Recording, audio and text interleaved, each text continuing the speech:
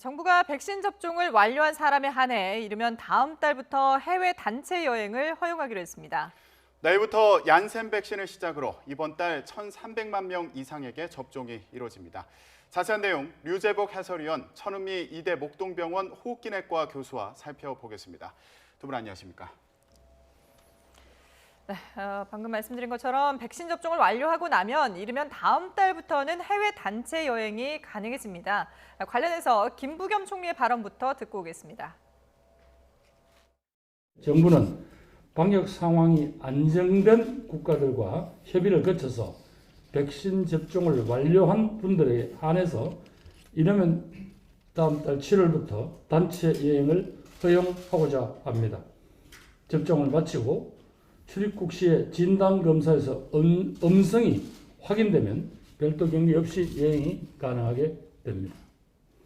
해외여행은 많은 국민들께서 기대하시는 일상 회복의 신호탄이 될 것입니다.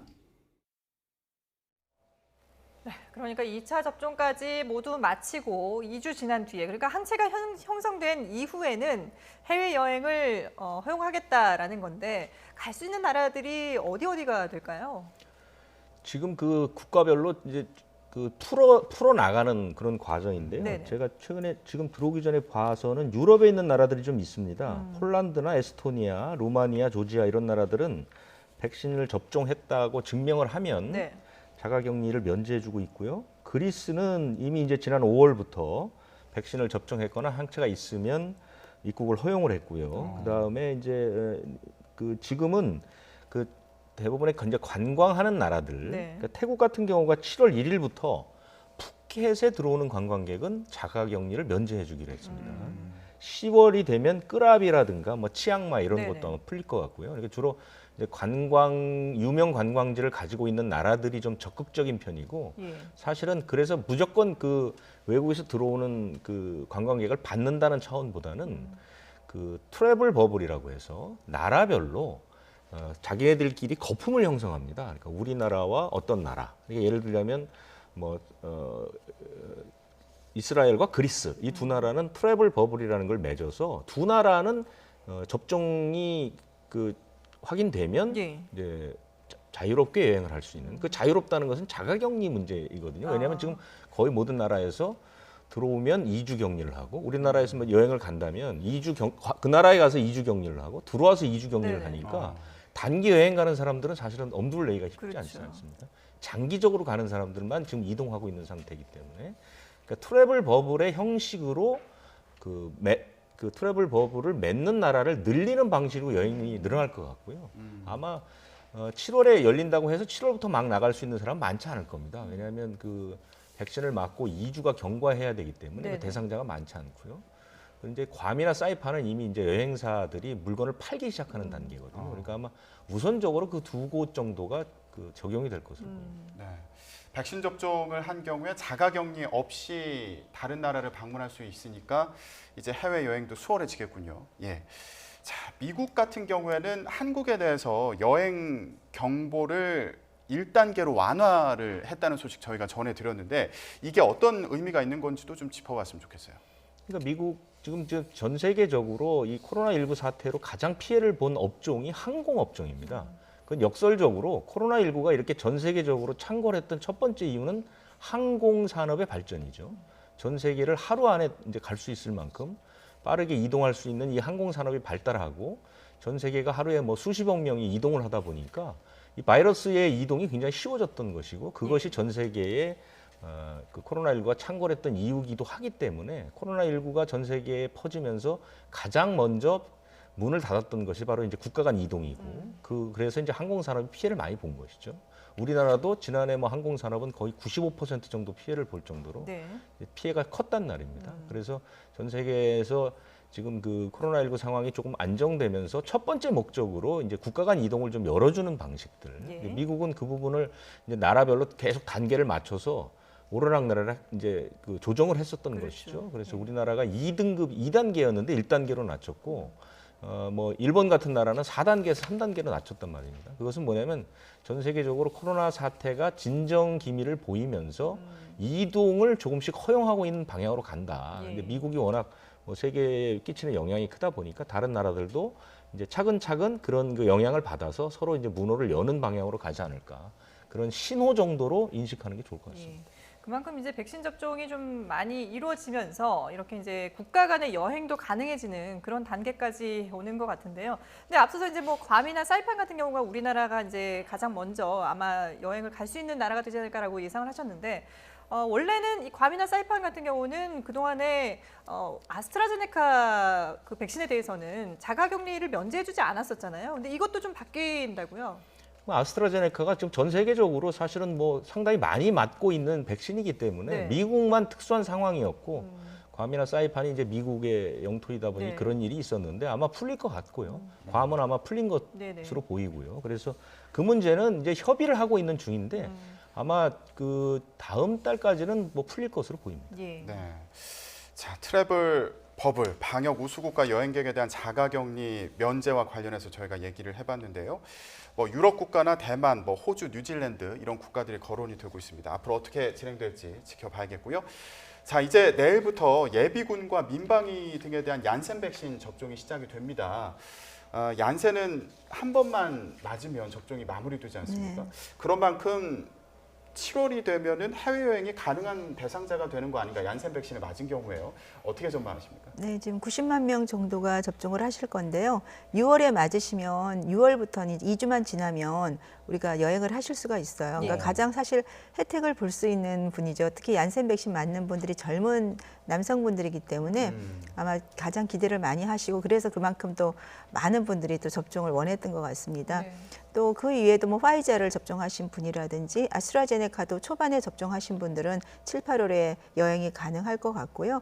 뭐 지금 맞으시는 분들도 8월 말에 가실 수 있지만 사실 여행이 꼭 여름 여행만 가셔야 되는 건 아니거든요. 날씨가 좋은 가을에 가셔도 좋기 때문에 네, 7월, 8월에 전 국민들이 접종을 많이 하시면 가을 휴가, 가을에 추석에 또 연휴가 많기 때문에 저는 그때 가시는 것도 좋을 것 같아서 올 여름에 가지 못하신다고 너무 이렇게 좀 속상해하실 필요는 없을 것 같아요. 도리어 좀 한적하고 기온도 더 시원하고 이런 가을에 갈 수 있으니까 7, 8월에 많은 국민들이 접종을 하시면 좋겠습니다. 네.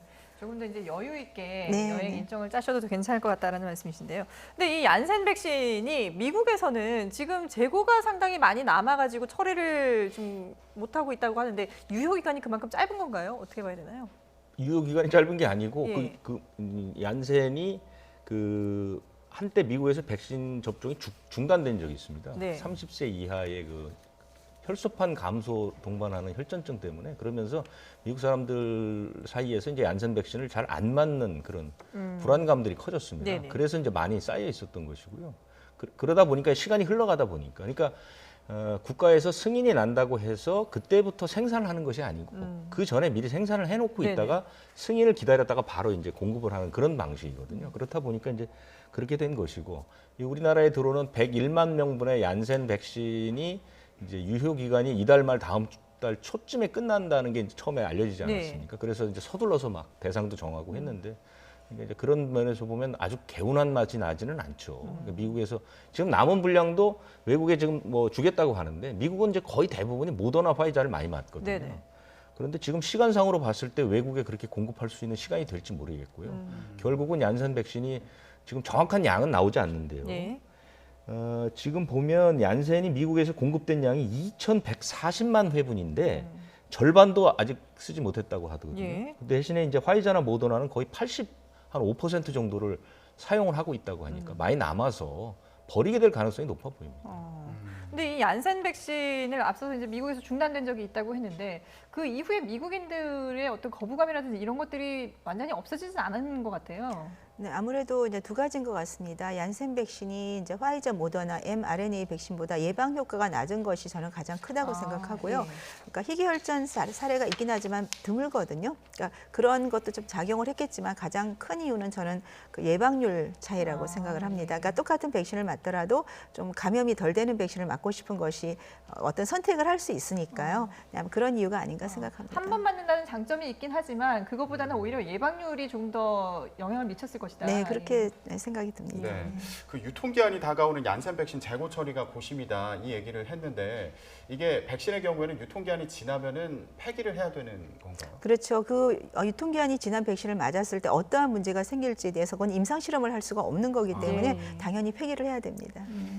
그렇군요. 알겠습니다. 근데 지금 미국 질병통제예방센터에서 이 백신을 맞은 사람의 경우에는 이후에 이제 코로나19에 걸리더라도 보면은 여러 가지 이제 증상도 가볍고 네. 그리고 몸속에 바이러스도 좀 적다 이런 연구 결과가 나왔거든요. 그러니까 네네. 그만큼 백신을 맞는 것이 훨씬 효과적이다라고 볼 수 있을 것 같죠. 이 연구 내용을 좀 설명을 네. 해주시죠. 미국에서 이제 의료진 대상으로 작년 12월부터 올 4월까지 이제 매주 검사를 한 거예요. 네. 그러니까 접종을 했더니 90% 이상입니다. 90% 이상이 2회 접종한 경우에는 예방이 되고 한 차례만 맞아도 이제 81%가 걸리질 않은 거죠. 그리고 전체적인 돌파 감염은 204명에서 16명 정도로 5% 정도밖에 안 되고 걸리더라도 이제 체크를 해봤더니 몸에 바이러스가 40% 이상 감소를 하고 네. 발열도 58% 이상 안 났다는 겁니다. 그리고 입원해서 있는 기간이나 이런 치료받는 기간이 이틀 이상 짧아졌다는 보고도 있기 때문에 당연히 이제 백신을 맞는 게 이 정도 효과가 있고 5%가 돌파 감염이 되더라도 대부분은 이제 경미하다는 걸 알 수 있겠습니다. 예. 돌파 감염의 확률도 낮고 혹시라도 돌파 감염 경우가 생기더라도 증세가 경미하다. 네, 맞습니다. 예, 그러니까 웬만하면 그 백신을 맞는 게 더 효과가 좋다. 네, 이런 뭐 말씀이시죠? 당연합니다. 네. 예, 알겠습니다. 그래서 이런 이제 기사들이 많이 나오면서 여론도 백신을 접종하는 쪽으로 많이 가고 있는 그런 상황으로 보입니다. 그래서 백신 접종도 속도를 내고 있는 상황인데 확산세는 여전한 것으로 보이거든요. 오늘 신규 확진자가 602명인데 나흘 만에 다시 증가세로 돌아섰습니다. 이건 어떻게 봐야 될까요? 그러니까 그 뭐라고 해야 될까요? 이 우리나라에서 이미 이제 지역 전파 같은 것들이 광범위하게 이루어졌기 때문에 큰 집단 감염이 없더라도 계속해서 이제 확진 환자가 고정적으로 나오고 있다고 봐야 되겠죠. 네. 그리고 모든 지표들이 뭐 조금씩 나아지고 있는데 그게 크게 나아지지는 않습니다. 그래서 감염 재생산 지수도 1 위아래를 이렇게 왔다 갔다 하는 그런 상황이고 전체적인 지표들이 다 그런 식으로 나타나기 때문에 네. 환자가 크게 늘어나거나 크게 줄거나 하지 않고 계속해서 그 주중의 발생 추이를 따라가는 그런 양상들을 보이거든요. 그러니까 사실은 지금으로 봐서는 그리고 이제 최근에 몇 달 동안은 특별히 확진 환자의 수가 늘거나 줄 수 있는 어떤 조치의 변화도 없었습니다. 예. 계속해서 가고 있는 것이고 1분기 백신 접종의 목표는 고위험군의 발생률이나 중증화율을 낮추는 거였기 때문에 아마 그 효과는 백신 접종자가 좀 더 확 늘어나는 네. 이제 3분기쯤 들어가면 아마 이것이 영향을 미칠 가능성은 있지만 아직까지는 백신 접종만 놓고 확진 환자 수를 줄여주는 효과는 없는 것으로 보입니다. 그러면 아직 뭐 확진자가 대폭 감소하는 그런 상황은 아니지 않습니까? 근데 이제 거리두기 조정안을 정부에서 11일에 발표할 예정입니다. 지금 수준을 유지할 것으로 보인다 이런 전망도 있는데 어떻게 보세요? 그러니까 뭐 그 방역 조치를 강화하거나 또는 완화할 만한 이유가 없습니다. 그러니까 지금 상황에서 더 이상 변동이 있을 가능성이 없기 때문에 네. 첫 번째 이제 완화할 이유가 없는 것은 지금 발생의 수준은 우리가 지금 적용받고 있는 사회적 거리두기의 2단계에서 2.5단계 수준입니다. 굉장히 높은 위험한 수준이라는 것이죠. 그렇기 네. 때문에 방역 수치나 사회적 거리두기를 완화할 수는 없는 것이고요. 네. 그다음에 정부가 지금 7월부터 적용하려고 하는 새로운 거리두기 개편안은 하루 확진 환자가 500명 안팎을 예상하고 지금 이제 준비를 하고 있거든요. 네. 정부가 예상하는 최상의 시나리오는 500명 미치죠. 그러면 개편안 1단계를 적용하기 때문에 거의 일상생활을 회복할 수 있는 것이죠. 네. 하지만 그것이 이제 좀처럼 내려가지 있지 않기 때문에 현재 거리두기를 완화할 수는 없는 것이고 그렇다고 해서 강화할 수도 없는 것이죠. 지금 더 강화한다는 것은 이미 뭐 정부가 속속 뭐 접종자에 대한 혜택을 계속 발표하고 지자체에서 계속해서 뭐 각종 일상생활을 회복하는 조치들을 발표하는 상황에서 중앙 정부가 거리두기를 강화한다. 이 조치를 내릴 수도 없는 것입니다. 그렇기 때문에 이것은 6월 말까지는 계속 간다. 이렇게 보고 이제 대신 지방자치단체 차원의 세밀한 네네. 세밀한 조정 이런 것들은 좀 더 나올 가능성이 있다 이렇게 봅니다. 예, 어쨌든 앞으로 3주간은 지금의 거리두기가 연장될 가능성이 크다 이렇게 봐야 될 것 같습니다.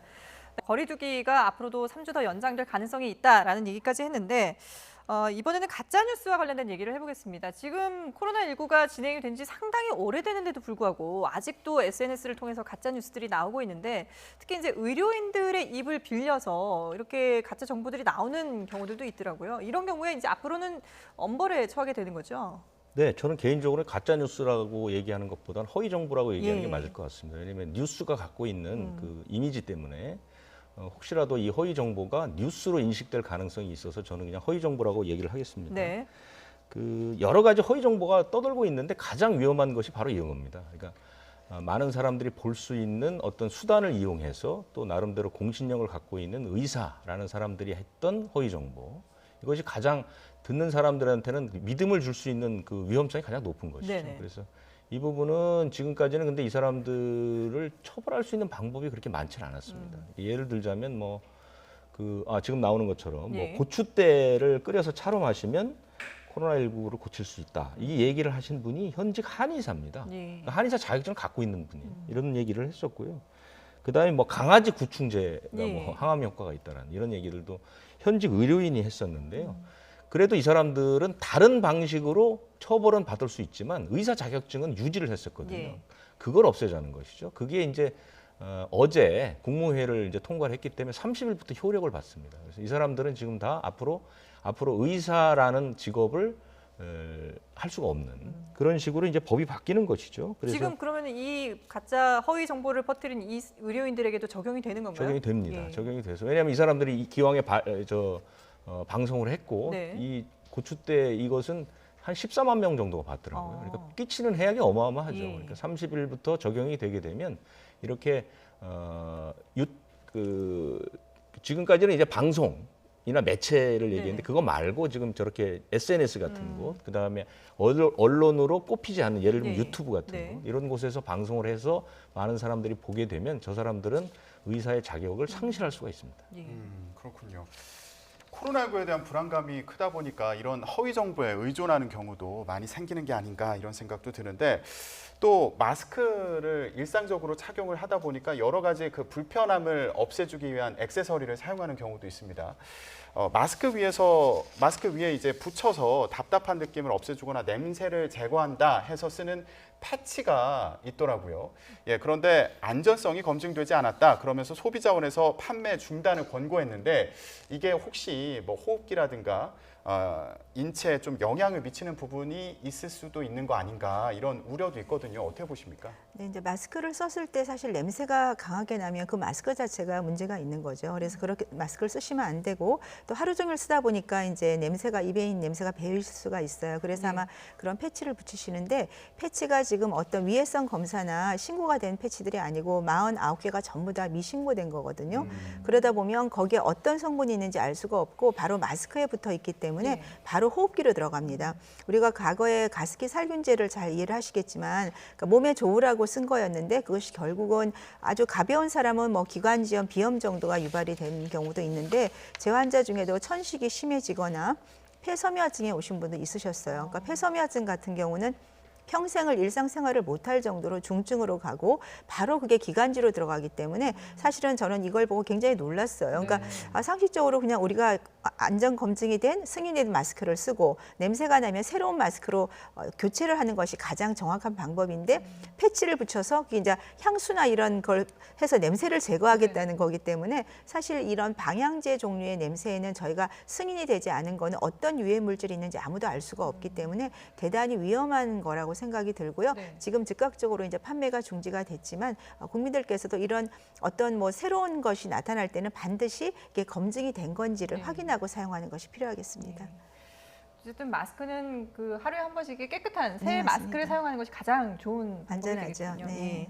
그런가 하면 지금 이제 저희가 그 코로나19 이후에 환기에 대한 중요성도 네, 많이 맞습니다. 얘기를 했었는데 다중 이용 시설 같은 경우에는 주 출입구와 부 출입구 이걸 양쪽을 다 열어서 환기를 통풍을 확실하게 시키면은 이 비말이라든지 뭐 바이러스를 없앨 수 있다 이런 네네. 또 연구 결과도 나왔어요. 초기에는 이제 비말 감염이 주라고 했는데 이제 최근에는 이 공기 감염이 훨씬 주요한 감염 경로가 되죠. 그래서 특히 이제 식당이나 이런 유흥시설에서 많이 단체 감염이 나오고 네. 과거에 뭐 이런 커피숍에서 단체 감염이 나온 게 이 공기 중에 바이러스가 큰 바이러스는 대부분 땅에 떨어지지만 가벼운 바이러스는 공기 중에 떠다니거든요. 네. 근데 그 시간이 한 30분에서 길게는 3시간, 16시간까지 이렇게 체류를 할 수가 있고 특히 이제 과거에 중국이나 우리나라 식당 사례를 보더라도 에어컨 바람을 통해서 네. 에어컨이 가는 방향으로 얘가 돌아다녀요. 그러면 천정에 있는 에어컨은 이렇게 사각으로 돌고요. 그다음에 스탠드형 에어컨은 그쪽으로만 쫙 가기 때문에 감염이 될 때 굉장히 위험하죠. 그래서 맞바람을 치라고 항상 얘기하죠. 우리가 집이나 밀폐된 학교 같은 경우에도 항상 창문이나 이걸 꼭 양쪽을 열어주셔야 되고요. 이런 식당 같은 경우는 앞문 뒷문을 다 열어야 되는데 사실 그렇게 하는 곳은 거의 없을 네. 거예요. 특히 여름이기 때문에 에어컨의 손실을 고려해서 아마 거의 다 닫고 계실 거라서 양쪽 문을 못 열다면 최소한 들어오는 문은 여시고 창문을 조금씩 열어주시는 게 훨씬 효과가 좋을 수 있어요. 그러니까 예. 바이러스가 떠다니다 이게 나갈 공간이 있으면 밖으로 빠져나가거든요. 네. 그러니까 그렇게 좀 실행을 해야 되고 이걸 어떤 공식적으로 정부에서 꼭 권고를 해주시면 좋을 것 같고 이렇게 카페나 식당에 있을 때 보면 그 밀폐된 공간이 하루 종일 문을 닫아놨거든요. 그러면 거기에 계실 때 잠깐 마스크를 벗는 순간도 우리가 공기를 들이마실 수가 있고 그 감염자가 체류를 하다가 나갔다고 하더라도 네. 그분이 남긴 바이러스는 항상 공기 중에 떠 있기 때문에 환기가 대단히 중요하고 이 코로나19는 공기 감염이 가장 중요한 요인이라는 걸 꼭 기억하면 좋겠습니다. 그러니까 이게 맞바람이 통할 수 있게끔 앞뒤를 다 여는 것이 좋겠지만 그렇게 못한다면은 한쪽만이라도 계속해서 열어두는 게 훨씬 더 이게 안전하겠다. 그러니까 문을 좀 한쪽은 예. 정문은 열어두시고요. 창문을 창문을, 열어두는 게 좋고 창문이 없는 경우는 가능하면 후문 쪽도 좀 열어두는 게 그러니까 약간 조금 덥더라도 네. 그냥 그렇게 하는 게 더 아, 효과적입니다. 네. 이제 에어컨 많이들 쓰실 텐데 네. 환기 꼭 신경 쓰셔야겠습니다. 그렇습니다. 예. 자, 이런 가운데 서울시가 실내 헬스장 그리고 실내 골프 연습장의 영업 시간을 밤 11시로 연장하는 시범 사업을 검토를 하고 있습니다. 근데 제한 시간을 풀면은 감염 위험이 커지는 거 아니냐 이런 우려를 하시는 분도 계실 수 있을 것 같은데 이 부분은 어떻게 봐야 될까요? 최근에 그 방역 대책과 관련해서 이제 회의를 하면 여러 전문가들이 모이기도 하고요. 또 전문가뿐만 아니라 뭐 경제나 다른 파트에 계신 분들도 모이고 지방자치단체에서도 많이 모이거든요. 네. 그런데 가장 그 방역을 완화하자고 주장하는 쪽이 이제 지방자치단체들입니다. 왜냐하면 아무래도 그분들이 선거를 통해서 뽑히게 되다 보니까 지역의 어떤 그 경제 상황이라든가 이런 것들 때문에 이제 그런 압박을 좀 많이 받거든요. 그래서 지금 보면 뭐 경상북도라든가 뭐 전라남도라든가 이런 것들도 사실은 이제 방역 수칙을 조금씩 완화하고 있는데 네. 그런 것들이 다 이제 나름대로의 이유가 있죠. 뭐 발생이 적다거나 뭐 이런 그 이유가 있는데 서울시에서는 이게 확정된 것은 아니지만 어쨌든 실내 헬스장이나 골프 연습장을 1시간 늦추겠다는 거거든요. 네. 그러니까 제가 봤을 때는 그게 어떤 의미를 갖고 있는지 솔직히 모르겠습니다. 그 1시간을 늦춘다고 해서 그것이 얼마나 많은 그 효과가 있을지. 그러니까 좀 더 그 자료를 가지고 접근을 했으면 좋겠고요. 효과라는 건 이제 경제 효과를 그러니까, 말하는 거죠. 경제 효과뿐만 아니라 그 감염이 뭐 늘고 줄고 하는 이런 상관관계 예. 같은 설명들이 없거든요. 그런데 걱정되는 건 뭐냐면 서울과 경기 지역은 사실은 지금 굉장히 하루에도 몇백 명의 확진 환자가 나오는 곳이거든요. 네네. 그러니까 이런 작은 조치 하나가 주는 일반 시민들에게 주는 어떤 메시지, 신호가 있다는 것이죠. 그러니까 이게 어떻게 받아들일 수 있냐면 골프장이나 헬스장이 풀렸으니 이제 앞으로 무엇도 풀리고 무엇도 풀리고 무엇도 풀리겠다라는 기대감을 갖게 하고 두 네. 번째 일반 시민들이 이제 우리가 일상으로 가는구나. 방역 그 수칙을 이제 준수하는 것이 소홀해질 가능성이 있다는 말입니다. 그래서 방역 수칙을 강화하는 것보다 완화할 때는 훨씬 더 조심해야 한다는 것이고 거의 대부분의 방역 전문가들이 하는 얘기는 방역 조치 강화는 신속하게 하되 완화는 최대한 천천히 해라. 이것이 거의 불문율처럼 여겨지고 있기 때문에 네네. 서울시의 이런 조치는 아직 뭐 확정은 되지 않았다고 하지만 저로서는 좀 납득이 되지 않습니다. 예, 알겠습니다. 자, 관련 조치들이 앞으로 어떻게 결정되는지 지켜보겠습니다. 지금까지 코로나19 상황 유재복 해설위원 그리고 천은미 이대 목동병원 호흡기내과 교수와 함께했습니다. 잘 들었습니다.